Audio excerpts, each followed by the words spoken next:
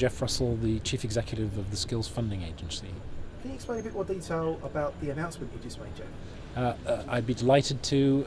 Today we announced to a large group of colleges and training organizations that on the back of this incredible WorldSkills event that we have here in London, we are going to embed as a legacy of that tremendous event an annual skills competition to showcase the fantastic things that further education can do for people in this country. I've been around today and I've seen thousands of school children looking at events and saying, wow, that's interesting, and being able to try them out, and we need to do that every year. Looking at our international friends that are here at WorldSkills, they've embraced competition. How has that helped them improve their vocational skills for their nation and for their learners? Yeah, it's a really good point. It's great to celebrate further education.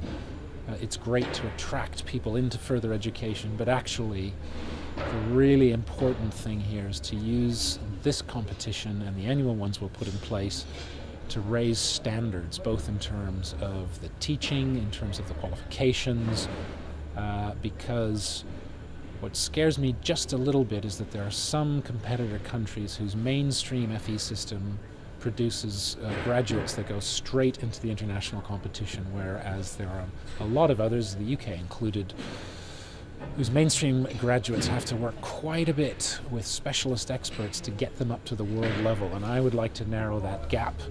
And these sorts of competitions, this one and the annual one we'll do in the UK, will help us do that. What are the early ideas for the format of the competition?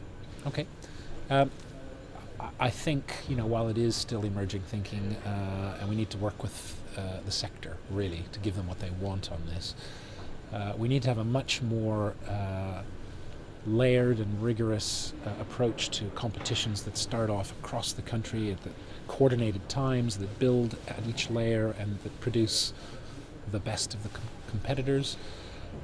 I think what we'll do to try and attract attention, of course, is to hold those local and then sub-regional, regional and national events, and it'll be across the United Kingdom, to build in the system, the sort of media input. We may want to use people who've been through the skills system and are successful, as we've done here, but we don't want it to become, we don't want to be guilty of elitism here. So the way we've countered that at this event is to have these have-a-goes where students can come along and not just watch an expert, but actually participate in themselves and demonstrate that they can do it themselves and they are capable. And that's the aspirational piece of this thing, which is very important. So there are various ways we can do it, but I have no doubt that we're going to do it far better than we've ever done in this country before, and I'm really delighted that we've been able to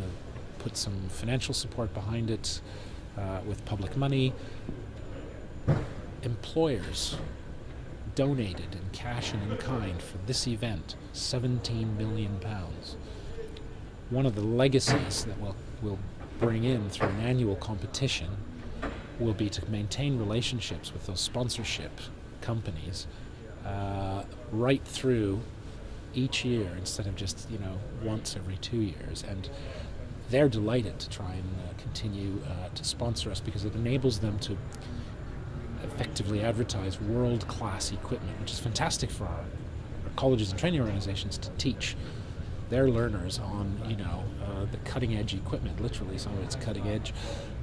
So it's really a package of stuff that is just too tempting to pass up. And the reaction I got today from the sector was unanimous support. So I'm pretty excited about it.